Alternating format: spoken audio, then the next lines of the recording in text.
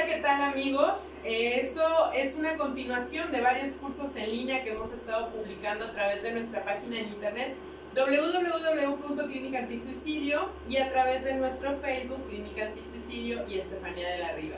De igual manera nos puedes encontrar con ese nombre en todas nuestras redes sociales y estaremos publicando diversos materiales en pro de la vida, estrategias y herramientas para prevenir el suicidio y sobre todo algunas técnicas y estrategias para personas de la salud mental y público en general, con tips, con dinámicas y con actividades que ustedes podrán estar ejecutando en estos tiempos de crisis, en esta cuarentena y bueno, en esta situación que esperemos pronto el mundo esté bien, estemos tranquilos y salgamos de esta situación. También les voy a recordar que todos los materiales didácticos, el PDF y la presentación que vamos a tener a lo largo de este curso lo pueden descargar en nuestras páginas y en nuestras redes sociales. Bueno, el tema que les voy a compartir el día de hoy es prevención del suicidio en grupos. ¿Cómo es esto? Hay ciertas personas que tienen a su cargo grupos, por ejemplo, grupos de AA, algún grupo escolar en cualquiera de sus niveles, algún grupo externo como puede ser fútbol, guitarra, danza, fotografía, entre otros grupos a los que nosotros vamos perteneciendo a lo largo de nuestra vida. Generalmente los directivos o los líderes de estos grupos no son psicólogos, no son médicos, no son interventores en crisis. Y entonces una de las preguntas más frecuentes que nosotros nos encontramos es ¿cómo atiendo una crisis? Yo sé que mi alumno o que la persona que pertenece a este grupo está deprimido, sufre de violencia, trae alguna cuestión emocional, pero no sé cómo hacerlo, no sé cómo manejarlo. Y si bien es recomendable que nosotros vayamos al especialista de la salud mental, también debemos entender que como líder podemos hacer algunas cosas para facilitarle a la persona el desarrollo emocional y el desarrollo saludable dentro del grupo al que está perteneciendo. Bien, ¿me ponen la diapositiva siguiente, por favor? Vamos a hablar de algunos de los síntomas más comunes que nos llevan a reconocer que alguna persona de mi grupo necesita ayuda y algunos de los beneficios que podemos nosotros otorgar dentro del grupo. ¿Cuáles son los síntomas más comunes de una persona que puede padecer estrés, ansiedad, depresión o riesgo suicida? Principalmente nos vamos a encontrar con desmotivación. Y esto es que la persona se muestra más apática de lo habitual, porque vamos a entender que hay personalidades que son un poco reservadas o introvertidas, pero es parte de ellos. Sin embargo, a veces una persona que era muy platicadora, muy activa, que era líder, que participaba, pierde esa motivación o lo deja de hacer, de pronto ya no participa, de pronto se aísla y nosotros vemos muy notoriamente ese cambio. Exacerbación o desinterés por actividades que antes eran placenteras. Y entonces voy a entender que si al alumno o a la persona le gustaba salir con su pareja, pasear con su mascota, ir a una fiesta con sus amigos, hacer ejercicio, de pronto ya no tiene nada de interés por hacer eso. Y entonces prefiere dormir o prefiere aislarse o prefiere no hacer absolutamente nada de lo que anteriormente le causaba esa felicidad o ese placer. Pensar en acabar con el sufrimiento viendo como única opción la muerte. Y vamos a entender que gran parte de las personas que han intentado suicidarse o bien que lo han culminado, no desean acabar con su vida, lo que desean es acabar con algún problema o algún sufrimiento. Y entonces, ¿cómo lo podemos abordar? Vamos a facilitarle a la persona o al alumno que él encuentre otras herramientas que no sean la muerte. Por ejemplo, hablar con un especialista de la salud, hablar con alguien de su confianza, ir a un tratamiento psiquiátrico, hacer ejercicio, hacer algo nuevo, mudarse de residencia, buscar un trabajo o dejar el trabajo si eso le está causando desinterés y buscarlo ayudar a otra solución que solvente sus necesidades económicas. De tal manera que la persona vea una gama infinita de probabilidades o de posibilidades antes que acabar con su vida o generar cualquier conducta que dañe su integridad como persona. Sentimiento de no poder salir solo de la situación. Y entonces muchas veces pasa que cuando estamos deprimidos, sentimos que nadie nos va a ayudar, que nadie nos entiende, que nadie siente lo mismo que nosotros. Sobre todo esto pasa cuando hay un duelo por muerte, por ejemplo, de algún familiar. Nosotros vemos que las personas siguen con su vida, van a trabajar o hacen sus actividades diarias y uno dice, ¿cómo puede ser que las personas no sientan mi dolor? Y vamos generando ciertas ideas. Ahora, esto es muy común en los adolescentes. ¿Qué pasa cuando uno es adolescente? Pasamos por ciertos cambios físicos, emocionales, sentimentales, sociales. Me piden que sea adulto, pero no me sigue tratando como niño. Y entonces, bueno, vienen todos estos cambios. Y se suma que siento que soy el centro del universo. Por eso es que se sienten incomprendidos por mamá, papá, amigos, etc. Por eso vamos a entender que los adolescentes son una población a la que hay que sensibilizar mucho en este tema de la prevención del suicidio. Hay que trabajar mucho con ellos y hay que prestarles especial atención, sobre todo los adultos que estamos a cargo de un grupo en donde hay varios adolescentes. Sentimiento de incomprensión. Siento que nadie me comprende, que nadie está pasando por lo mismo que yo y que nadie me va a poder ayudar. Estos son algunos de los síntomas más comunes, pero no con eso quiere decir que son los únicos. Son los más generales, pero el líder deberá estar atento a los cambios comportamentales y sentimentales del grupo a donde pertenece. Bueno, ¿cuál puede ser un abordaje, una intervención con estas personas? O incluso un manejo de grupo terapéutico en personas con riesgo suicidio. Factores motivacionales. Y vamos a entender que yo voy a permitir que la persona que está dentro de mi grupo se sienta motivada, escuchada, comprendida, que no lo estamos juzgando, que puede externar su punto de vista, que puede proponer ciertas actividades dentro del grupo y que esa motivación se vaya renovando constantemente dentro de mi grupo. Se le asigna un rol o se genera una responsabilidad.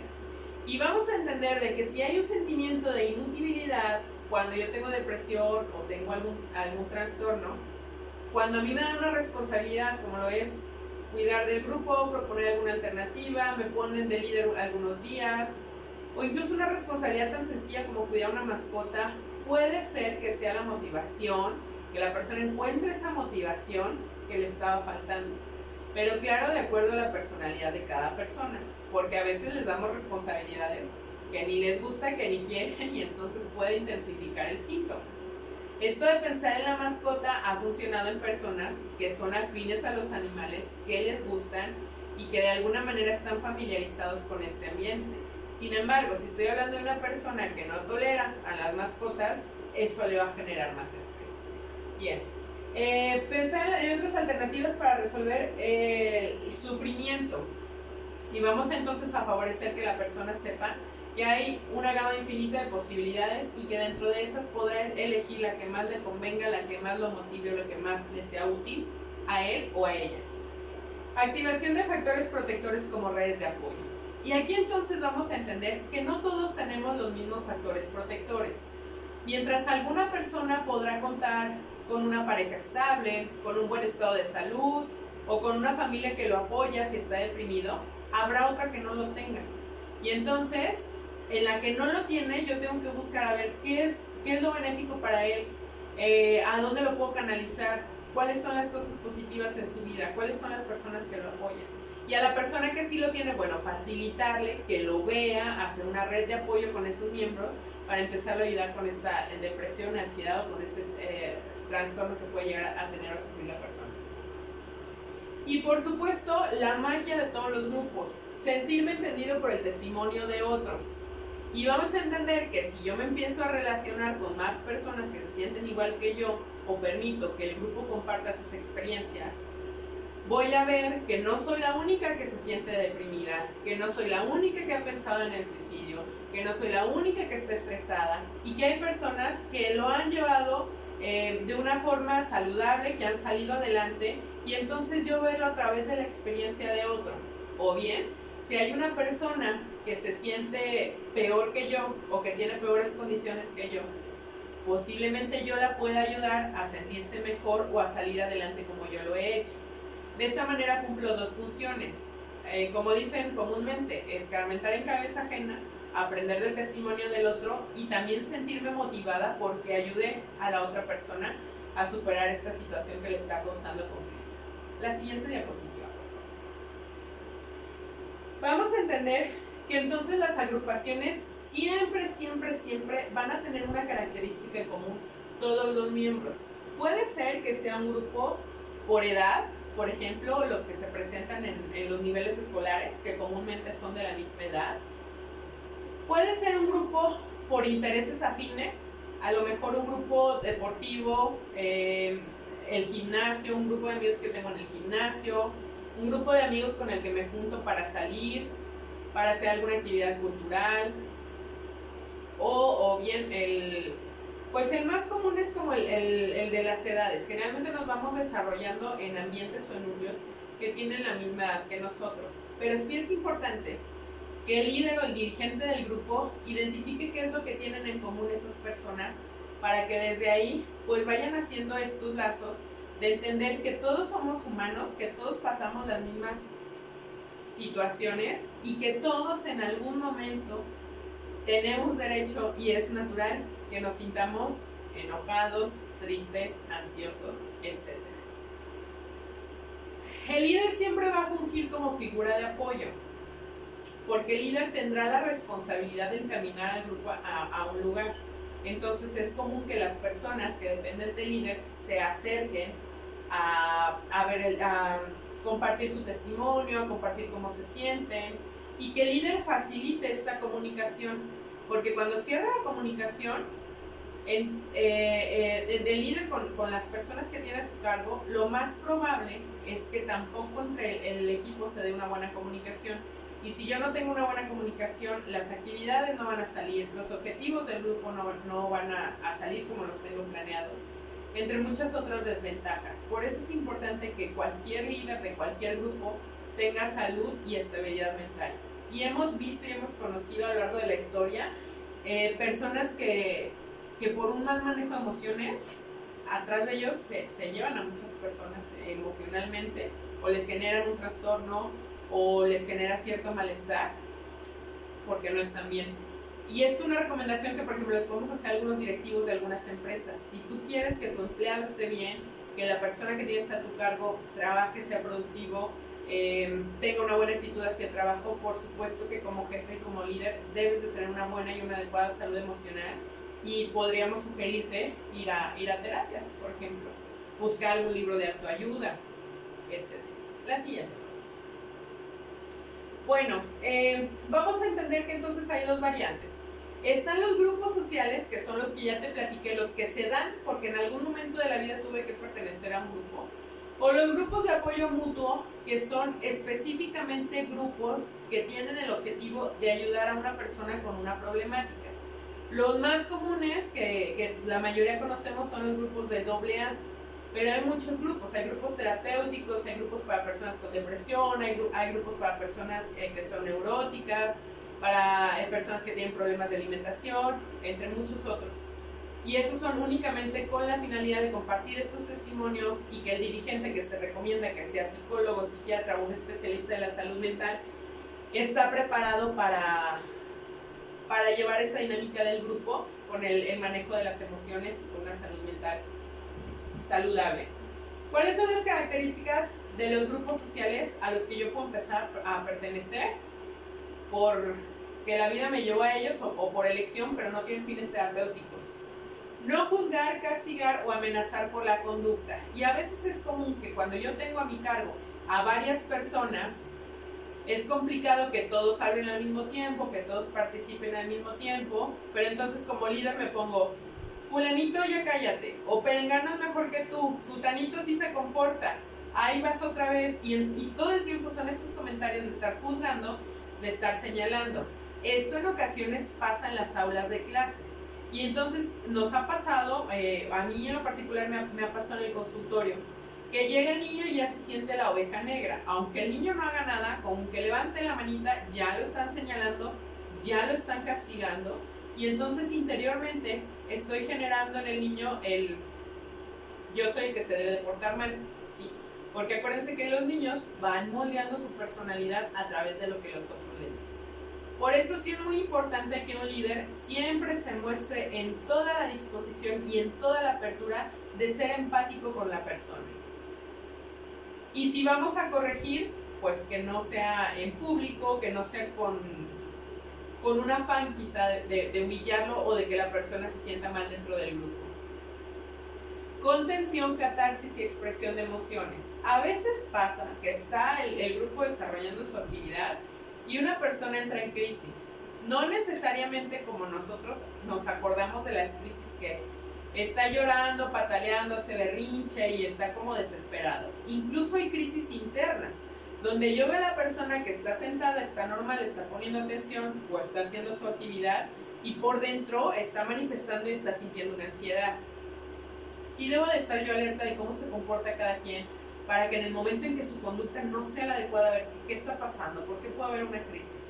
Y una crisis la puede desencadenar cualquier factor, Puede ser que a lo mejor falleció una mascota, yo tengo el duelo no resuelto de la mascota, para mí era muy importante mi mascota, y de pronto veo una mascota similar, o me están hablando de un tema de un perrito que se murió, etc. Y eso desata una crisis. Puede ser alguna situación tan simple como la que te estoy platicando, hasta ya cuestiones un poquito más complejas. Tomando en cuenta que no todos vamos a reaccionar de la misma forma, en el momento de la crisis, el líder o el facilitador lo que tiene que hacer es que la persona sepa que estás ahí con ella, que estás para ayudarlo, para escucharlo, para atender a sus necesidades, para llevarlo a un especialista o canalizarlo con un especialista si así se requiere, y que de alguna manera sepa esta compañía.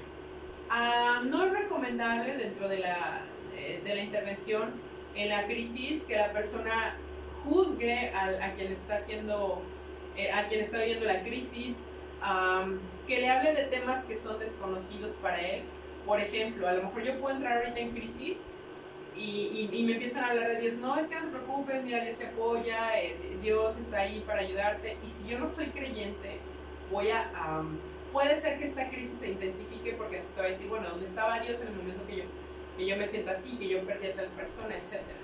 Si yo fuera creyente y si yo tengo una cuestión religiosa muy arraigada, el que me hablen de Dios me va a facilitar o me va a ayudar a salir de la crisis. Por eso te digo que es bien importante que nosotros conozcamos el perfil de cada quien, para que en el momento de la crisis le demos esas herramientas que lo puedan a él ayudar o hacer sentir mejor. El que yo conozca si la persona padece algún tipo de enfermedad, por ejemplo, asma o algún tipo de problema del corazón, etcétera. De esa manera yo sabré identificar si sus síntomas son ansiosos o puede ser alguna cuestión crónico-degenerativa o alguna enfermedad física. Generalmente en la ansiedad los síntomas más comunes son taquicardia, náuseas, sentimos que nos falta el aire. Si la persona nos refiere eso, decimos, bueno, es ansiedad. Pero a lo mejor hay una cuestión física donde necesita el aparato para el asma, ¿sí? Bien, te estoy hablando de ejemplos muy generales, pero lo que sí me gustaría es que te dieras cuenta de que las herramientas o estos factores van a ser de acuerdo a la persona. Y por eso es importante conocer a tu grupo. No hay una pastilla mágica que uno diga, toman esto y ya se te quitó la crisis, porque si no ya todos hubiéramos dado con eso y desaparece el problema. Por eso las crisis se empiezan a manejar de acuerdo a cada quien y por eso es tan complicado combatir todas las crisis. Bien, explicar a las víctimas secundarias qué está pasando. A veces pasa que alguien entra en crisis, en shock, etc.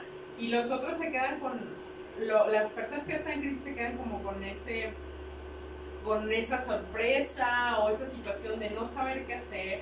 O incluso en el riesgo suicida pasa que algunos intentos de suicidio son observados o vividos por otras personas y estas personas empiezan a manifestar después estrés, ansiedad, miedo, preocupación, sienten que puede volver a pasar, ya no se quieren acercar a la persona y entonces hay como muchas situaciones que se dan alrededor de la persona que está experimentando la crisis y entonces uno puede volver con el grupo y decir, a ver chicos, pasó esto con este compañero, con esta persona ya está siendo atendida. Mientras nosotros hay que armar un plan para que él o ella no se sienta juzgado.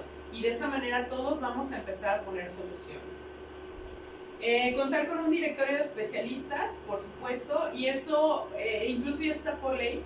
En las empresas hay una norma, la norma 035, por la Secretaría de Trabajo y la Previsión Social, aquí en México, que pide a las empresas que se preocupen por la salud mental de sus trabajadores, que tengan un directorio a donde canalizar si una persona tiene una crisis o si yo veo que sufre de estrés laboral que ya no le permite continuar con sus actividades laborales o personales.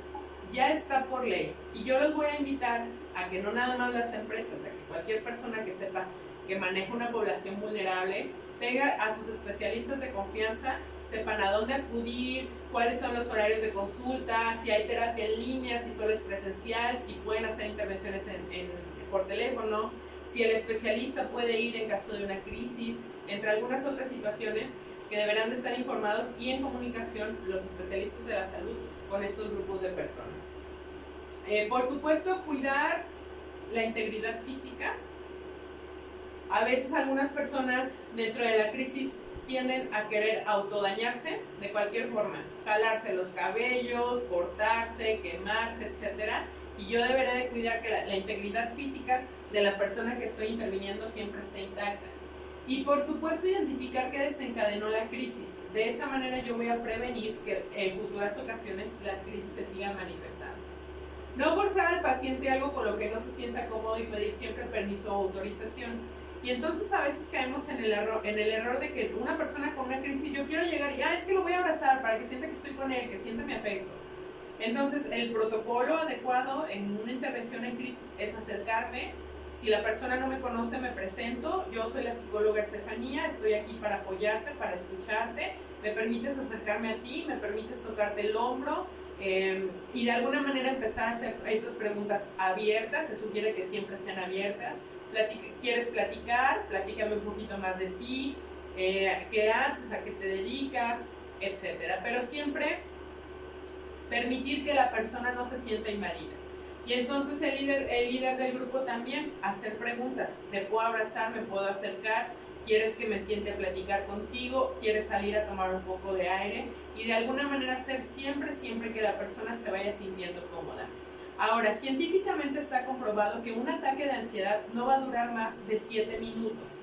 Si tú sientes que estás haciendo todas las técnicas de intervención que conoces y no sea de la persona, aguántate máximo 10 minutos y vas a ver que por ciencia y por naturaleza empiezan a bajar los síntomas físicos de la ansiedad. Entonces nada más es cuestión del tiempo. Cuestión de tiempo estar cuidando la integridad de la persona que está viviendo la crisis. Y bueno, pues entender que no somos salvadores. A veces pasa que el líder quiere llegar y quiere sentirse que lo va a salvar, que lo va a sacar de la crisis, que lo va a sacar muy motivado, quiere quedar bien enfrente del grupo. Y a veces no es posible, a veces con la única compañía, con estar ahí sin hablar, canalizando al especialista adecuado, ya hiciste demasiado. Pero sí nos ha tocado ver muchos líderes o personas que en el momento de la intervención pareciera que hay una necesidad porque los vean que salvan, porque los vean que son ellos los que de alguna manera hicieron que la persona se recuperara en el momento, ¿no? Entonces ahí hay que bajarle un poquito al ego, hay que hacer lo que nos compete. Y bueno, siempre ponernos como una posición de estoy igual que tú, soy otro ser humano que está aquí en la disposición de escucharte, de comprenderte y de acompañarte en este proceso. Bien, esos son los grupos generales, pero los grupos de apoyo mutuo que podemos empezar a hacer, agrupación recomendada por motivo de consulta o edad, como yo te platicaba, como aquí se intercambian bastantes testimonios, es importante que el motivo de consulta sea similar, porque entonces yo me voy a identificar con la problemática del otro.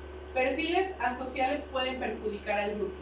No es recomendable que haya un grupo de apoyo mutuo en una persona que es asocial, que es psicótica sin tratamiento psiquiátrico o estos trastornos que en el DSM nos marcan algún síntoma en donde la persona tiene dificultades para socializar.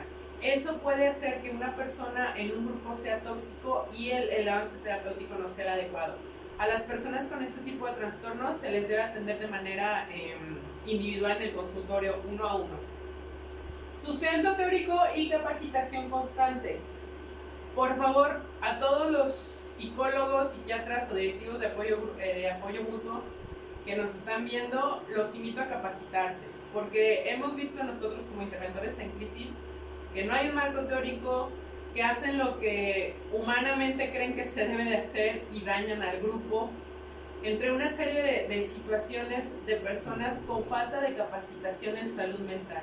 Y entonces a veces ayudar al grupo los perjudican o desencadenan al grado de psicosis o alguna perturbación emocional que no es la adecuada. Recuerden que cualquier estrategia que el terapeuta aplique debe haber un sustento teórico y un sustento científico. Eso es muy importante.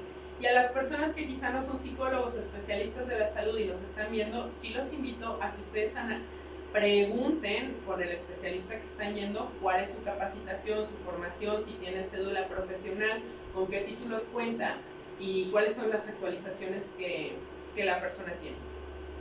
Generalmente vamos a hacer una historia clínica en donde nos van a preguntar nuestros antecedentes, si hemos ido antes a grupos de apoyo, a terapia individual, si hay algún familiar con alguna enfermedad, y de alguna manera va a ir permitiendo que el terapeuta marque el rumbo o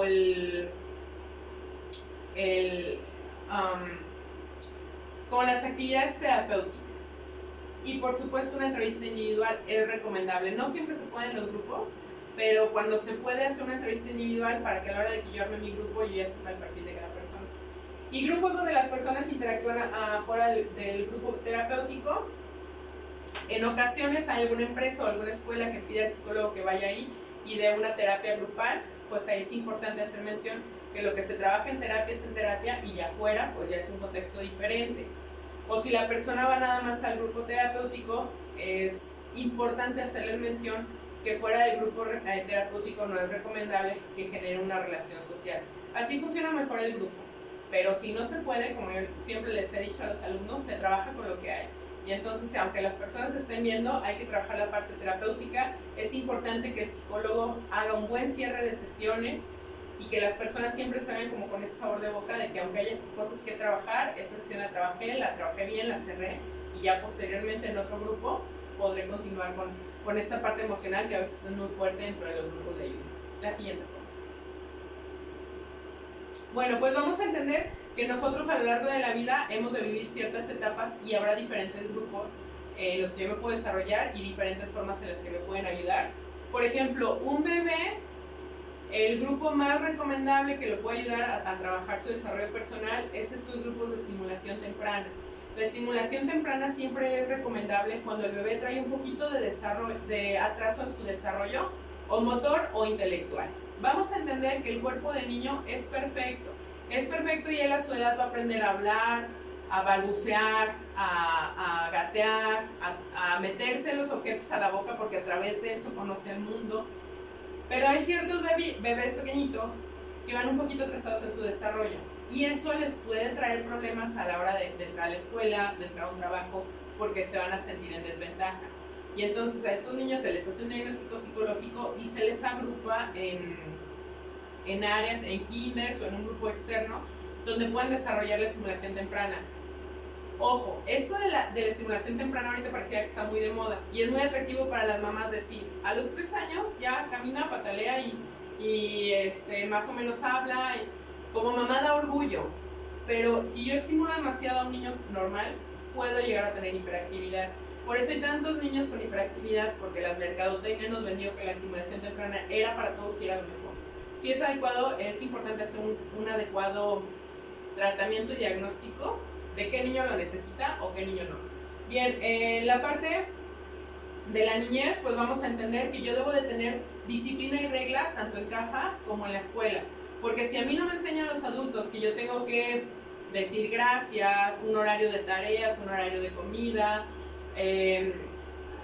tener valores y educación con mis compañeros, en el momento en que yo sea adulto tampoco lo voy a replicar. Acuérdense que lo que aprendemos como niños es lo que vamos a estar replicando en nuestra etapa adulta. Por eso es muy importante que a los niños se les establezcan reglas y tiempos realistas y se les respete. En la adolescencia, nosotros vamos formando nuestra personalidad y nos vamos identificando con algo. Por eso es común que el adolescente traiga su playera de su banda favorita o algún pin o de alguna manera esté buscando la forma de externarle al mundo, esto es lo que me gusta, esto es lo que me hace sentir bien. Y entonces los grupos de apoyo mutuo en los adolescentes son bastante interesantes porque también ellos buscan la forma de socializar. salen del núcleo donde son niños y están conviviendo con mamá y papá, y entonces empiezan a desenvolver en pequeños grupos. Y si tú tienes un hijo adolescente, yo te voy a invitar a que lo ayudes a buscar alguna clase extra fuera de la escuela para que su tiempo sea productivo, trabaje la socialización, despeje su mente, aprenda nuevas habilidades, y eso le va a ayudar mucho a un desarrollo personal. La parte de la adultez trae como crisis el que me pide la sociedad que tenga una pareja estable, que tenga carro, que tenga un trabajo estable, una carrera terminada, que sea buena persona, que vaya al gimnasio, que sepa otro idioma, que viaje. Y bueno, ahorita vivimos en un mundo donde nos están bombardeando los adultos con una fantasía de lo que debe de ser el éxito. Y traemos un estrés y una carga de ser mejores, de ser perfectos, y si no lo logramos caemos en depresión.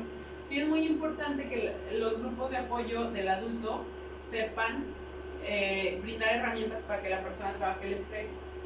Grupos terapéuticos en mujeres embarazadas también es muy importante porque ellas, al tener tanto cambio hormonal, pueden sufrir depresión durante o después del embarazo.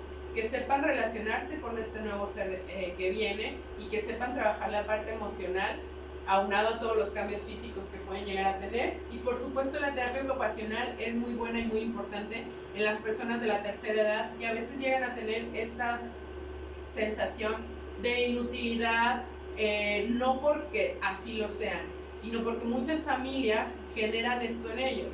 Y entonces es el abuelito no lo hagas, o salimos la familia y abuelito se queda en casa. Y bueno, me queda claro que ahorita por la contingencia mundial que estamos viviendo no podemos salir, pero en épocas pasadas, donde hemos trabajado con adultos mayores, viene este sentimiento de sentirse solos. Entonces podemos aprovechar esta parte que nos ha tocado vivir de estar en casa para convivir con los abuelitos, para generar una terapia ocupacional y posteriormente ya cuando nos toque salir, buscar un grupo en donde ellos se sientan identificados, que sepan que hay personas que viven lo mismo que ellos, que hay disminución física y cognitiva, pero pueden seguir siendo útiles, productivos y generar esta motivación que ellos necesitan. La siguiente, por favor. Bueno, ventajas y desventajas del trabajo en grupo. Algunas bondades son economía sin tiempo y dinero. Hay muchos pacientes que prefieren la terapia grupal porque es más económica y también es más útil para el terapeuta brindar una terapia con una sesión de tiempo más corto, bien trabajada, y que pues a través de los miembros del equipo puedan otorgar la cuota correspondiente a los honorarios del psicólogo. Factor de identificación que muchas veces no está en el uno a uno. Hay veces que me siento incomprendido por estas relaciones sociales que tengo con mi compañero, mi vecino, mi pareja, etc. Pero cuando yo estoy en grupo me siento identificado y eso me hace ser una persona con mayor motivación. Generar beneficios en otros grupos sociales donde se desarrolla la persona. Y si yo tengo un grupo en donde me siento bien, me siento comprendido, me siento tranquilo, por supuesto que voy a llegar a casa más feliz, a trabajar y ser una persona más productiva, entre otras situaciones que a mí me van a llevar a hacer una cadena de bienestar. Por eso es importante que si tú no tienes ninguno de los síntomas que hemos estado mencionando, sobre estrés, ansiedad, depresión, etc., si tú generas tu salud mental vas a hacer eco en los otros, porque hay otra persona que a lo mejor sí lo está viviendo y tú lo podrás ayudar desde tu madurez emocional. Fortalecer la necesidad humana de aceptación, y vamos a entender que todas las personas necesitamos trabajar en grupos, sentirnos aceptados por un núcleo, es cuestión de biología. Incluso desde que los seres humanos vivían en cavernas, sabían que no podían salirse de su núcleo porque si el clan los rechazaba, ellos no iban a sobrevivir. En el clan cada uno tenía un rol. Uno era el encargado de la cosecha, otro de la vivienda, otro de la vestimenta, otro cuidaba a los niños. Entonces, si yo me salía de mi rol, ni sobrevivía, ni le iba a ayudar a mi clan. Fortalecer el factor de la funcionalidad de la persona, que la persona se sienta útil. Puede disminuir la individualidad. Esto es que en una terapia de uno a uno, la persona tiene más tiempo para ser escuchada, y en una terapia grupal a veces es complicado que tengan el mismo tiempo, pero hay otros beneficios. Un mal proceso puede victimizar o empoderar de forma patológica a la persona, de tal manera que si la persona no se sentía víctima o no sentía que su problema estaba tan mal, una mala praxis de un grupo terapéutico puede hacer que la persona sepa o sienta que está más mal de lo que pensaba, o que de alguna manera tome un rol que no le corresponde. Disminuir el análisis corporal y del discurso. Cuando un terapeuta está en sesión puede identificar perfectamente si la persona tiene un poquito de ansiedad, si se está moviendo mucho, si siente cierta incomodidad al platicar con nosotros, y en el grupo es complicado, pero el terapeuta deberá de buscar esas herramientas para poder analizar el comportamiento de cada uno. El ritmo actual ha disminuido con el uso de las técnicas. De alguna manera es complicado a veces que nosotros como psicólogos reunamos al grupo de personas, porque no todos concuerdan en horarios, en día, etcétera, por los ritmos de vida que son así. Pero bueno, pues habrá que hacer un esfuerzo para trabajar y abordar la salud mental de las personas, y si no, como yo les decía, con lo que hay. Hay veces que nada más puedo ir a trabajar con un grupo media hora, 40 minutos, una vez a la semana, una vez al mes. Bueno, que no es el tiempo adecuado, trabajar ese tiempo y que sea verdaderamente productivo para la salud emocional de las personas. La siguiente. Y bueno, con esto hemos concluido el capítulo de prevención del suicidio en grupos en el abordaje terapéutico. Cualquier comentario, duda o sugerencia que tengan, con gusto háganosla llegar a través de nuestra página de internet, de nuestro Messenger en Facebook, y estaremos con todo gusto para atender a sus necesidades. Muchas gracias.